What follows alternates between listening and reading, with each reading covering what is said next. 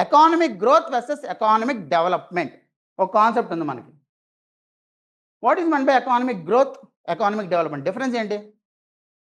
Growth అంటే ఏంటి, development అంటే ఏంటి? రెండు కూడా సేమ్ మనకి. Economic growth versus economic development క్లియర్గా మెన్షన్ చేసే టాపిక్. మనం సింపుల్గా మాట్లాడుకుంటాం కానీ ఇది చాలా డెప్త్ ఉన్న concept.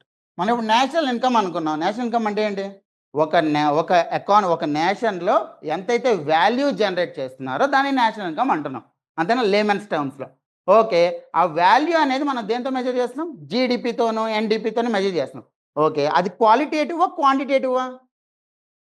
GDP, gross domestic product, అది నెంబర్స్తో ఉంటుందా లేదా క్వాంటిటేటివ్? అంటే జీడిపి అంటే ఏంటి? ఎకానమీ ఎంత గ్రో అయ్యింది, అంతే కదా, ఎంత వాల్యూ జనరేట్ అయ్యింది, ఎంత మనీ సప్లై అయింది, ఇంతే కదా. సో అదేంటిది? క్వాంటిటేటివ్. కానీ అదొకటి సరిపోతుందా మనకి? దాంతోపాటు ఇంకేం కావాలి? హెల్త్ ఏ రకంగా ఇంప్రూవ్ అయింది, ఎడ్యుకేషన్ ఏ రకంగా ఇంప్రూవ్ అయింది. అంటే ఇక్కడ ఏంటిది డెవలప్మెంట్ అంటే?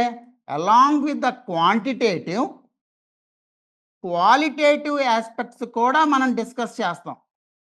Qualitative aspects like health,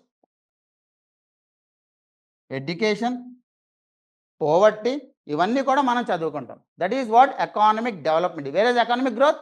it is completely in quantitative terms.